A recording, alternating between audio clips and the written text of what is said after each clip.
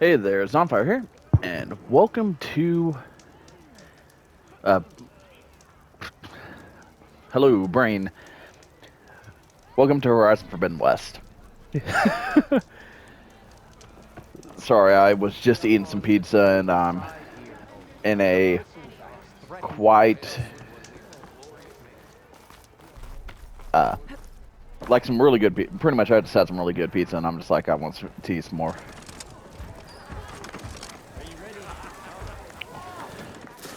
Mildoof. Hey, Milda. Milda. Modif. I Modif? took some of your stew last time I went into the wilds. Kept me going for a week. Felt like I could have put a strider in a sleeper hold. Enjoy it while it lasts. Sounds like you're serving up some impressive provisions here. Not again. You can have the discount too, but you'll have to come back later. I think you have me confused with someone else.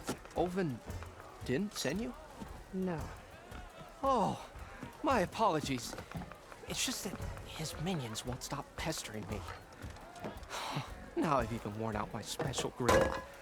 Since I'm in the midst of a crisis, perhaps you could skip to what it is you wanted? Some of your food? Of course.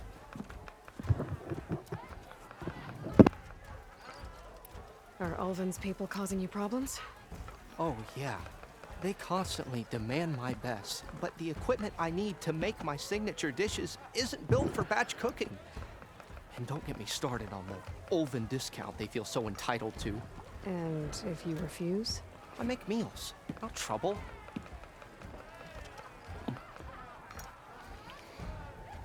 How did you end up in Chainscrape? Heard about a new and upcoming town at the edge of the frontier. Where there's a town, there's a tavern. I was in need of work. So I got myself out here and started cooking. Some of these people had never tasted proper boars and berries stew before. Anyway, next thing I knew, people kept coming back. Guess they liked my food. Or the ale. Your last customer mentioned your cooking really kept him going out in the wild. Where I'm headed, I could use some of that. I would be happy to oblige, especially since you have the decency to ask pleasantly. But my special groove griddle is no more. Without it, I can't cook any of my signature dishes. I hate to think what'll happen when I'm forced to refuse Olvin or his goons. Even if I already had the right ingredients, there's nothing I can do. Unless you can source me a temporary replacement? What do you need? For the ingredients, a few pieces of decent wild meat, and I'd say a big handful of bitter leaf stems. That'll do. As for the griddle, a corrugated metal panel might suffice until I can have a new one forged. You'd likely find one in a scrounger pile if you follow the river to the northeast. Don't worry, I'll clean it first. You'll have no issue finding boars and bitter leaf on your way. Assuming you're as much a hunter-gatherer as your clothing suggests. Thanks, Mildif. I'll keep an eye out. So that's what gratitude sounds like. And don't let anyone push you around, okay? If you say so.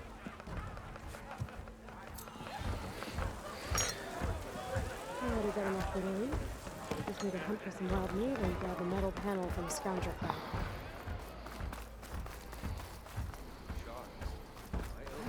Anyone?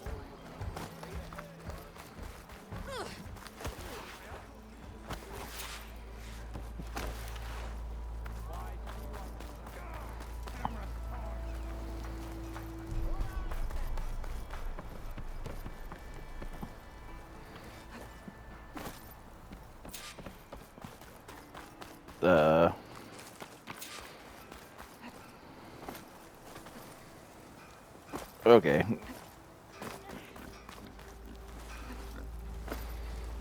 Oh, hey. Haven't seen you around before. What happened to you? That damn mine is what happened to me. It won't be the last injury if Olvin keeps shoving those tongs into those tunnels. What mine?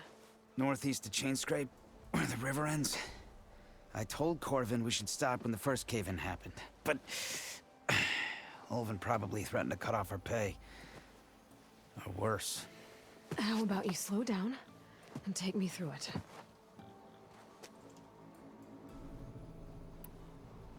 You mentioned you were injured in a cave-in. Yeah, a couple days ago. That's how I hurt this blasted leg. Corvin and the others were opening a new vein while I was checking on an older one. As soon as their blast hit, the tunnel I was in collapsed. Might have dodged it if I wasn't running on barely a spark of sleep. We were pushing too hard and too fast. And you're afraid Corvind and the others might not be as lucky if it happens again. Mm-hmm. Hit the nail right on the head. How come Olvin's in charge? Don't these mines belong to the Karja? Try telling Olvin that. He brought in all the backing to get them open. Might as well own them. Fire and spit. You ask him. He owns us as well. Who's Corvind? He's their foreman. And a damn good one. The kind that knows how to deal with management when it gets unreasonable. But Olvind... his demands go beyond unreasonable. Corvin's been doing his best to appease him. He even blamed himself for my injury when it was Olvin who ordered the extra shifts. Sounds like a good guy. That's why we all put up with the long hours and lousy conditions. But if the whole mine becomes unstable, I'd rather suffer Olvin's wrath than die buried in rubble. I could check in on your crew if I'm in the area. I would appreciate that. Yeah, let's do it.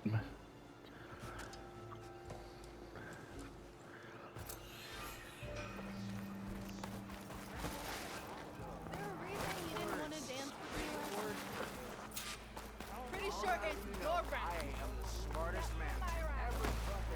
We are on the same side here, Olvund. What do you want, Olvund?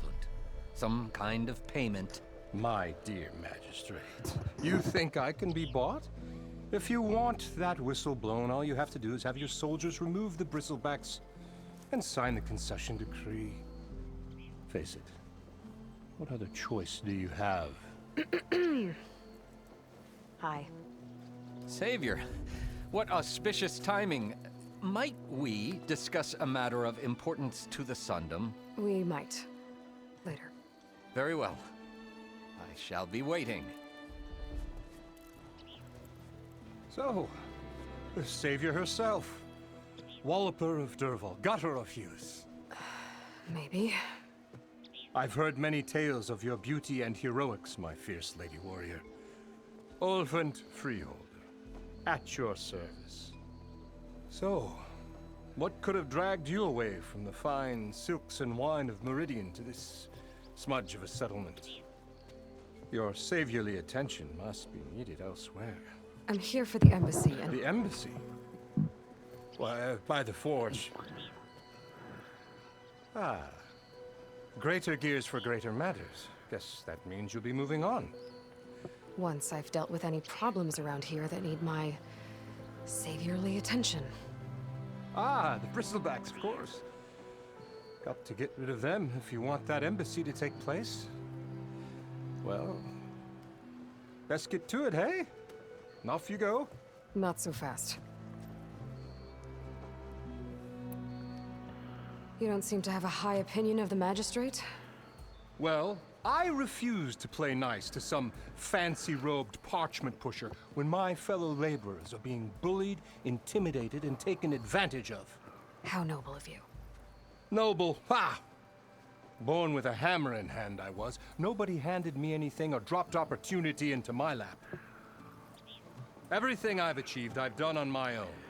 And where is this hammer now? The, burden of leadership forced me to set it aside. The Karja risk nothing, while demanding that good Osseram gamble with their lives out there. Someone had to step up and say no more. You ordered the work stoppage? Indeed I did. We're laborers, not soldiers. Until the Karja clean up their mess and give us the fair deal we deserve, I'm not risking Osseram lives. Fair deal? You mean your concession decree? It's not my decree. It's on behalf of all the good Osseram laborers of this land who do all the back-breaking work, while only the Karja reap the rewards.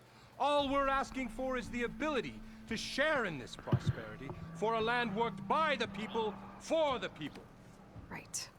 And just how much would be your share? Only an amount appropriate to my contributions to this community, of course.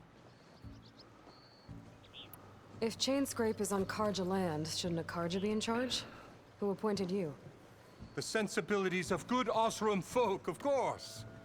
You think a Karja can head this whole venture? Ah! The magistrate can barely make the trek from Barren Light without losing a few screws. So you have no real authority then? People only follow you because you say so. Loudly. Anyone who has followers has authority. I've been with Chainscrape from the beginning. I mean, I'm practically its founder, and its honest folk know I'm indispensable to its success. You said you founded Chainscrape. Somehow I doubt that. Practically founded, I said. I alone saw its potential when it was just a smattering of tents in Barren Light's shadow. I invested in the mine, convinced some friends back home to do the same, and here we are. You could say Chainscrape is what it is thanks to me. Oh, so you're not just standing around and profiting off everyone else? Not at all. Sure, I make a little return on my investment here and there, but my main priority, as it was from the beginning, is to look after the well-being of these honest, working Osram. Can I just kick your Where's ass? the whistle? Right in the middle of town, but with the threat out there, I'm not endangering innocent Osram lives. I'm going to clear out the bristlebacks. And when I'm done, this valley is going to get moving. If that's what it takes. Until then, I'll keep looking after the safety of these good folk. Just be ready to blow the whistle.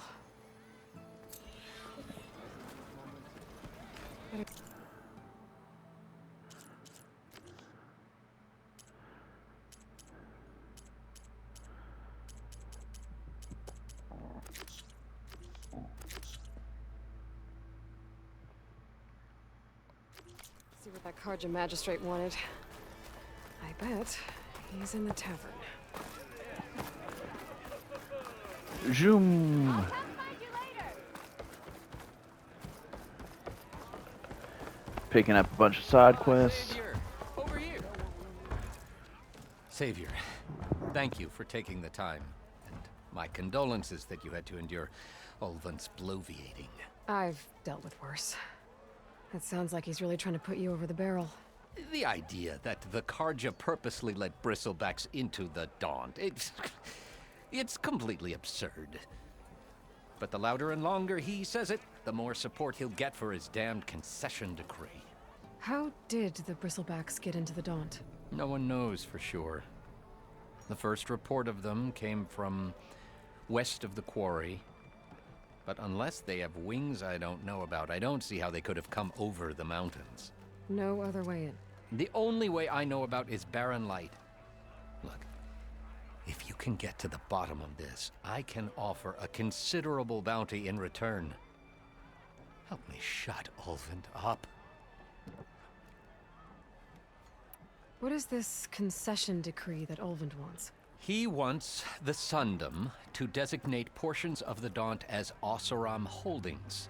Only the portions, mind you, that produce any value. Let me guess. Because he stands to profit somehow? Exactly. With the Daunt under Oseram law, he could secure more investment for their numerous ventures. He can't get those investments without the concession? No. Not while there's a chance the Sundom could revoke their access. Hence, why the concession is so important to him. And why blaming the Karja for the bristlebacks, no matter how absurd, works in his favor. How does blaming the Karja for the bristlebacks help Ulvund get his concession? Look around. This may be the Sundom, but Chainscrape is all gears and rust and bad ale. Claiming that the Karja loosed the bristlebacks in order to intimidate Oseram laborers into obedience. Well, let's just say no one here has forgotten the atrocities of the Mad Sun King. And with the bristlebacks bringing work in the valley to a halt, Ulvund has plenty of time to pick at barely healed wounds. And if the Oseram refuse to work, unless the concession is signed, you won't have a choice. Correct. The reconstruction of Barren Light must continue.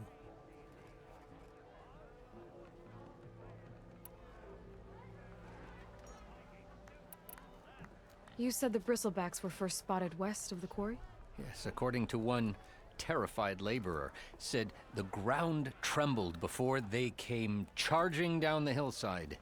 He took off and ran all the way here. Good place to start looking, then. If you learn the truth, maybe Ulvund will stop blaming the Karja for every problem under the sun, and maybe then he'll actually focus on rebuilding Barren Light instead. Nothing cooked solid. It's like being born in a forge out here. Okay. Ooh, what's this? Hey, Ray. Change your mind about that fancy a game of strike? 1 second. Strike. Come to revel in some strike, sister? Let me set the board. I was just passing by. First timer, huh? Don't worry about it. I'll go easy on you. You got any pieces? No. Well, aren't you in luck then? I got an extra set. A Tanakh original straight out of the Forbidden West. Sit. I'll run you through it in a hot spark. I'll give you something special if you win it on my boards, too.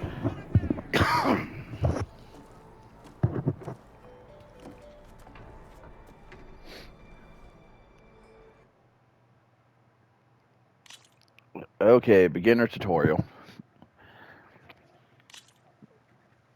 All right, let's start off simple. The Tanakhs like to say that Machine Strike is a game of pure strategy. We each get a set of pieces. Each piece represents a kind of machine, and each machine is worth a different number of victory points. And to win the game, you'll need to gain 7 victory points by destroying the opponent's machines. It can be tricky remembering the details of every machine, so we use these notes to keep track of them. You see that number on the top right corner? Yep. That there is how many victory points you'll get for destroying that machine. Notes also tell you how far a piece can move, how powerful their attacks are, the distance they can strike from, and of course, their health. Okay, that's enough for now. Let's just play. I'll explain the rest as we go. Okay. I own the board, so I get to choose who goes first. Since this is your first time, I'll let you go. Usually you get to choose which pieces to set on the board, but this will do for now. Pick up that machine piece to your right, and move it forward.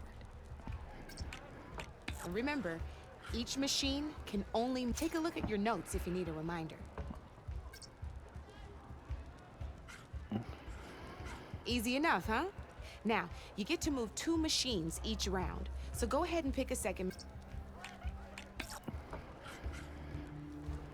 Perfect. There's not much else to do for now, so just end your turn. We're forging onwards. Let me move my pieces here.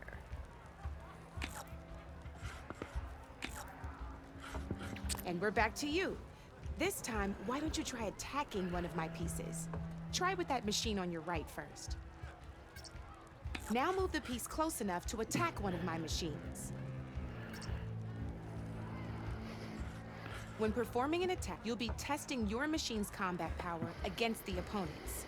A machine's combat power is a combination of the terrain your machine is and its own attack power. This board only has grassland terrain, which has no effect on a machine's combat power. And your current machine has 2 points of attack power. So in total, your machine's combat power equals 2 points. Since my machine isn't the one attacking, it has 0 points of attack power. And just like your machine, it's not affected by grassland terrain. So right now, the difference in combat power between the 2 machines is 2 points. This means your machine can do 2 points of damage to my machine. Did you get all that? Yep. Knew you were a smart one. Finish up by attacking my machine. Not pulling any punches, huh? Now grab that second machine of yours. See how your machine can't move close enough to attack mine? You can make your machine. Try it out. Downside to sprinting is that your machine can no longer attack. Now, some players like to take a risk and overcharge their machine in cases like this. Overcharging lets you attack after a sprint, but it will damage your machine's health by 2 points. So use at your own discretion. Let's try doing that now so you can see what I mean.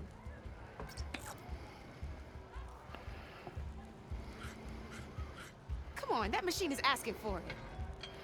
And I was attacking. I was just attacking a different side. That's about it for your turn, Nick. Now, I'll let you in on a neat trick. That machine of yours, the one closest to me, grab a hold of it. Same as in the wilds, machines have both armored points and weak points. You can see them marked on the pieces. Blue shows where their armor is thickest. Hit them there, and you'll do some damage, but not a lot. Now, red shows the machine's weak points. Hit those, and you'll deal a mighty blow. Here, let me show you. Rotate that piece so your machine faces mine. Now let that machine have it. Off the board she goes, and there's your first victory points. You don't have 7 of them yet, so let's keep going. Your machine attacked mine, but go ahead and move downwards towards my remaining. You've already attacked a machine and moved your piece. But if you overcharge your machine, you can attack a second time. And by the look of your machine's health, you'd be sacrificing your piece to defeat mine. But sometimes that can be a good thing. Overcharge. Ain't that a thrill? Now, because your machine was knocked out at the same time as mine, we both get the victory points our machines are worth.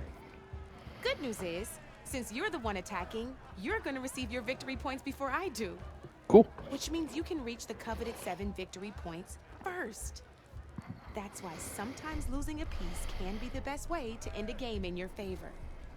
Now, you'll notice you didn't get quite up to 7 victory points this time, but you did destroy all my pieces. That means you're the winner! That wasn't so hard, was it? Just remember to always check for the best terrain to attack from. You'd be surprised the advantage you can gain over an opponent like that. I know it saved my behind in a game or 2. Try and remember that. Oh, before I forget, these are all my spare pieces. I wanted the Savior of Meridian to have them. It's a small set to be sure, but it should be enough to get you in on any strike games you find out there. You might even fancy looking out for them strike carvers. They've got all kinds of unique pieces that can turn a game in your favor, though they'll need the right materials to craft you on. Or you might find them in the wilds if you're lucky. I know I've lost my fair share of pieces after night of machine hunting or brew hopping. No need to thank me. Always a pleasure to help out new strike players. Now, if you feel like playing a real game, I've got plenty of other boards. I could even teach you a few more tricks if you're up for it. Let's just go through the tutorial. Think about it.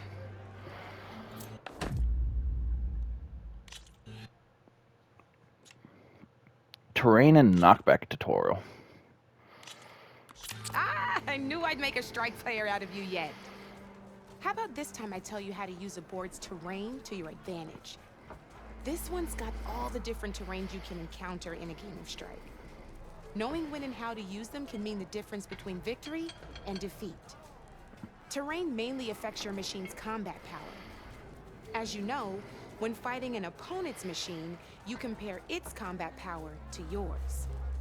The higher your machine's combat power, the more damage you can do. So finding the right terrain is an essential strategy for overpowering your opponent. Here, I'll show you.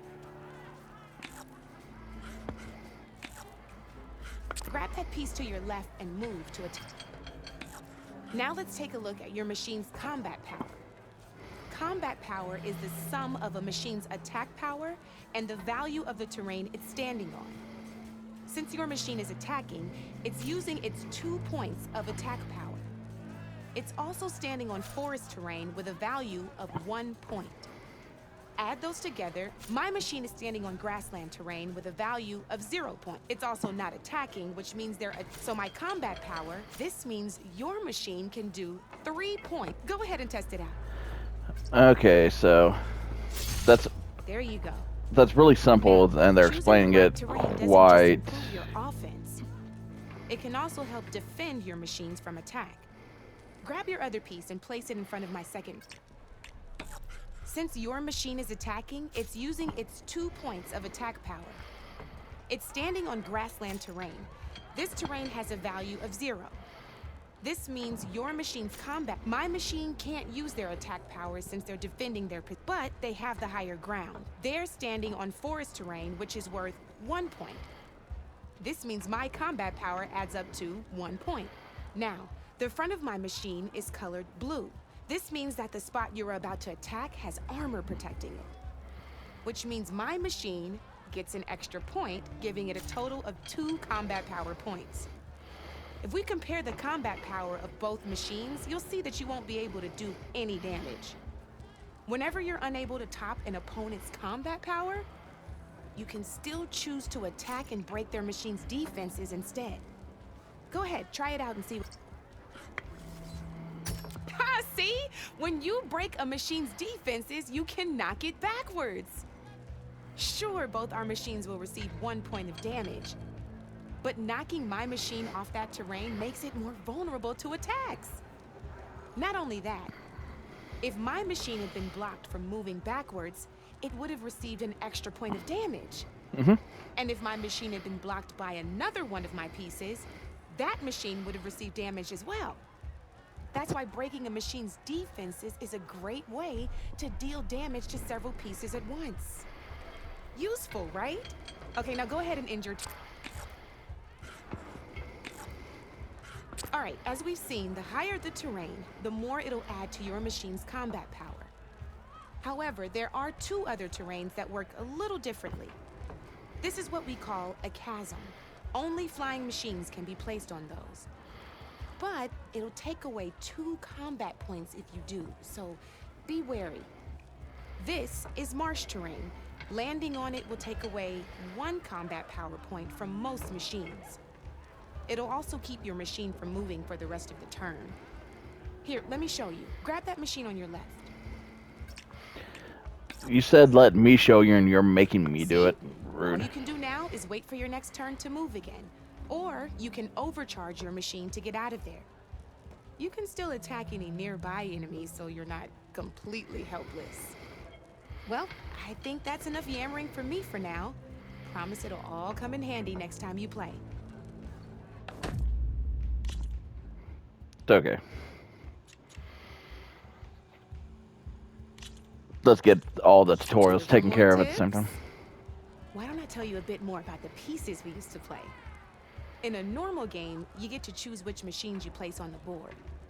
Each one is worth a certain number of setup points, and you can spend up to 10 assembling your army. Knowing what each machine brings to the game and building an army that matches your strategy is the key to becoming a machine strike master. When assembling your army, there are a few things to keep in mind. First and foremost, you can never have more than 4 of the same machine on the board at the same time. With that in mind, most players would choose machines based on how far they can move or how much attack power they have. But a real strike player will be looking at a machine's type and skills. Let's take a quick look, shall we? Pick up that machine on your left. All right, let's talk about the different ways in which a machine attacks its opponents. In other words, its machine type. If you look at your notes, you'll see this machine here is a melee type. You can also tell by the shape of the base the piece stands on. A melee type machine attacks the first enemy within range, and no one else. We've seen this plenty of times, so just move that piece forward so I can show you some more stuff.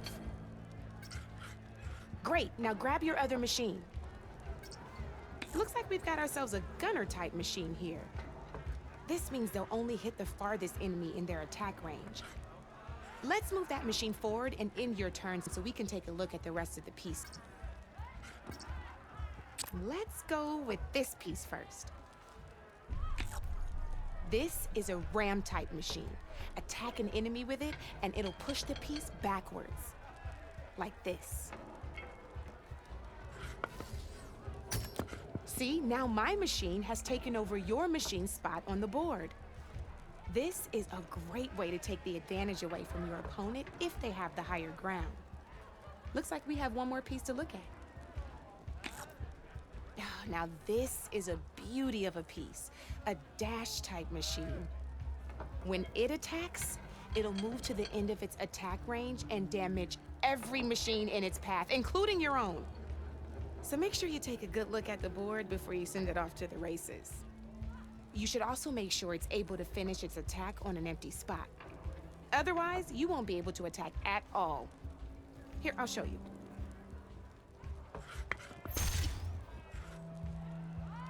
Look, it even rotated your piece. A nifty little piece you'll definitely want in your set. If you look at your notes, you'll notice this particular machine has one of the skills I mentioned before. There's quite a few of those, and we haven't even, but I'm pretty sure you've got more. It's got all the tips and tricks we talked about, too. I think that about does it for now, so if you want to play a real game...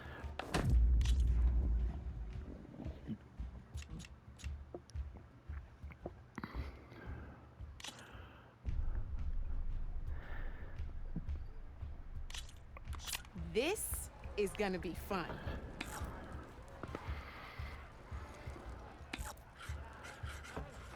I can do that too. I can copy you exactly. Time to make my move.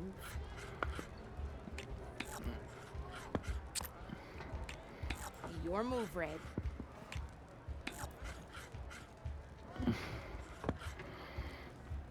Okay, let's see.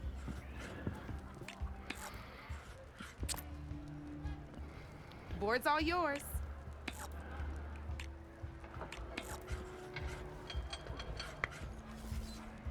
Hey! Oh, that was the perfect spot. So I'm gonna lose my pieces, but You got me down to one piece. I am impressed.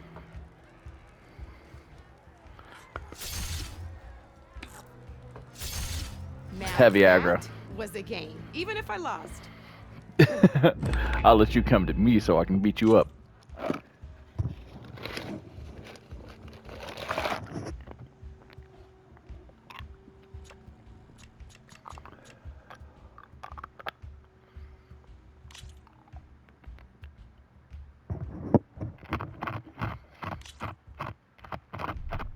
Here we go.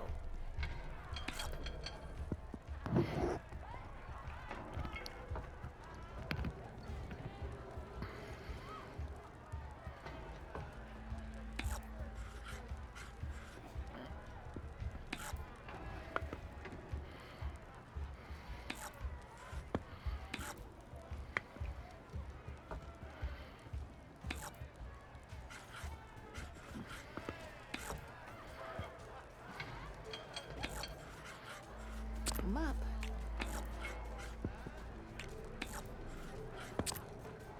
Your turn.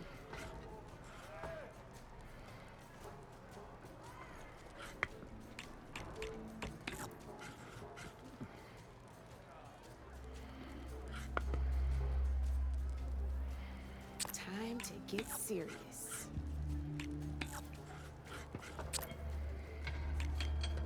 That's it for me.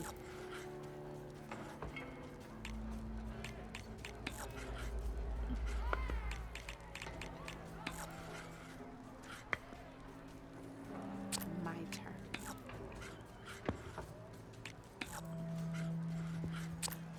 You're up, Red.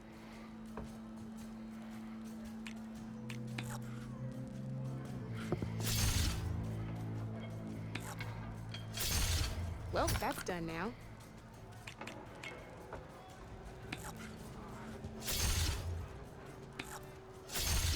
Ah, off the board it goes.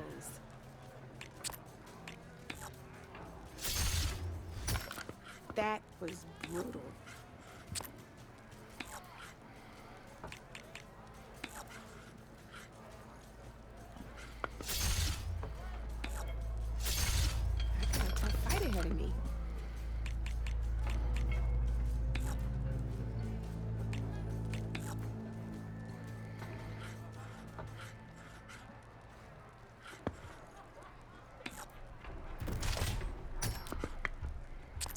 to get serious.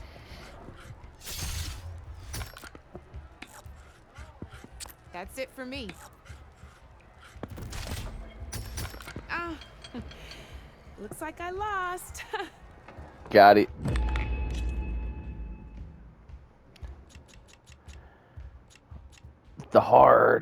We got some hard rolls going on. Let's play.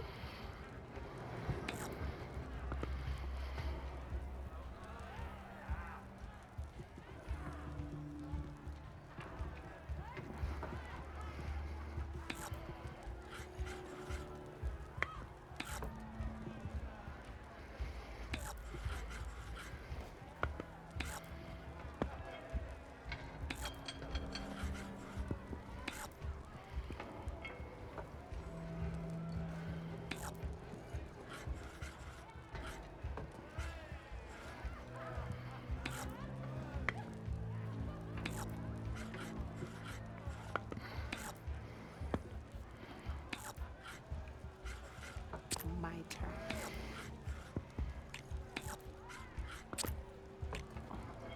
You're up, Red.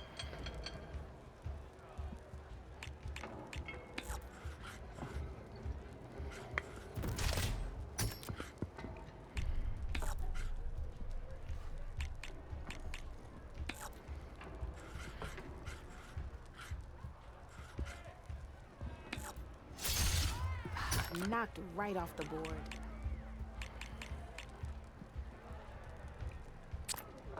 Okay, let's see.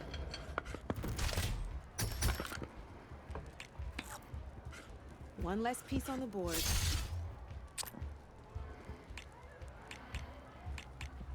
Your turn.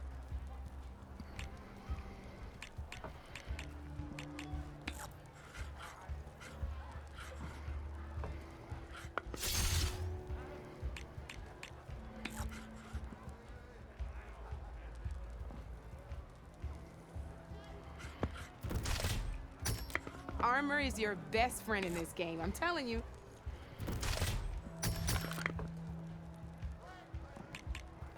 Knocked right off the board.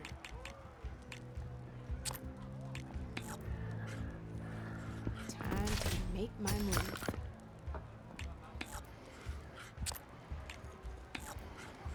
Your move, Red. Guess I shouldn't have left that weak spot open, huh? Nope. I'm up.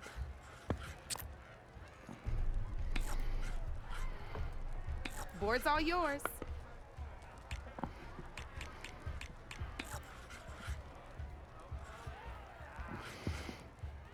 My turn.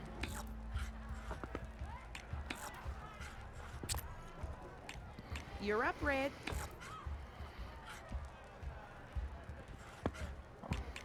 So I can rotate it.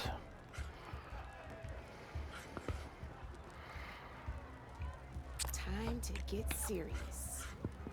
Oh God. Your move, Red.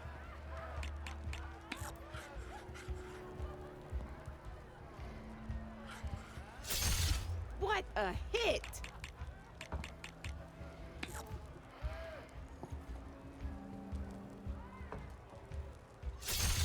One less piece on the board.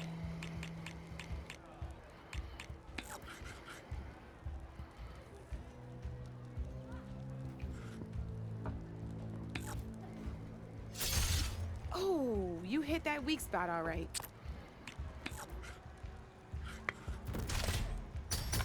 That was brutal. That was rough.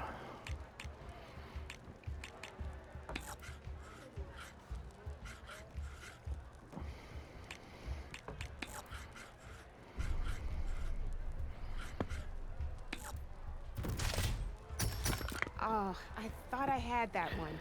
Got it.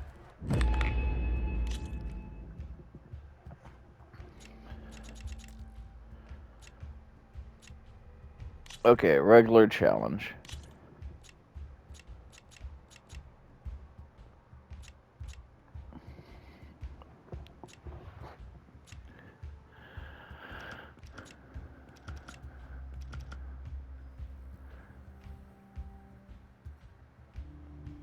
Okay, let's start the challenge. Good luck. We're just doing this whole strike. Hill terrain. Hill terrain. Gunner. Gunner.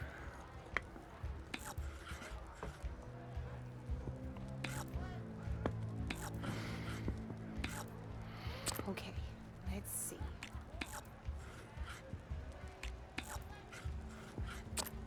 Your turn.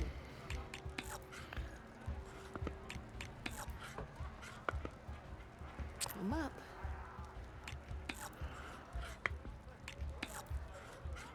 Board's all yours.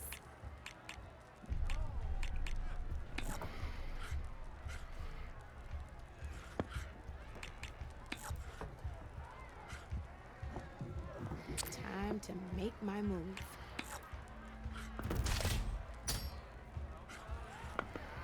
Yes!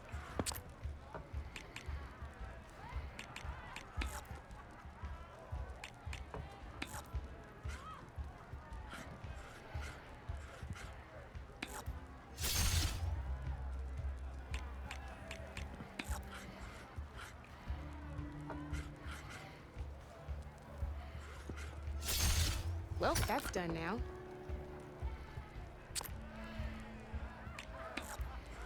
Okay, let's see.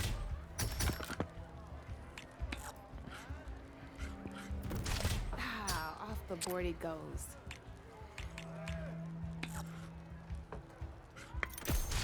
Well, that's done now.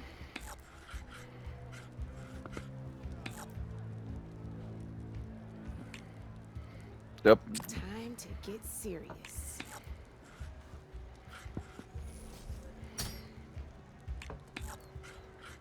That's it for me.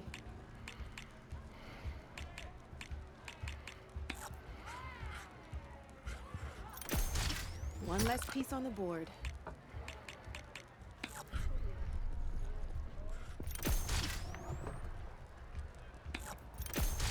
Ah, off the board it goes. One more piece. Come over here and visit.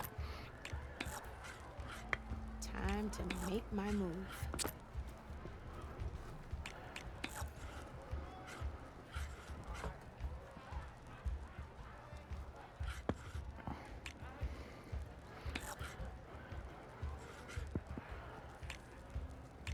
My turn.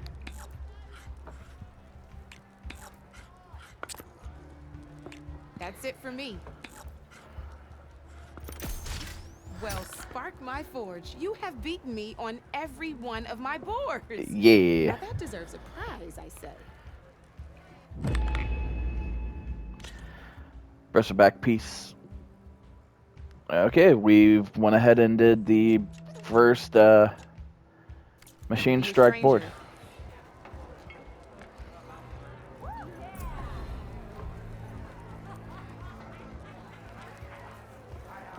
And then, so we're going to end it here, but in the next one, we'll go ahead and talk to Petra since we found where she went. Thank y'all for watching, and I'll catch you next time. Knew you couldn't resist some good company.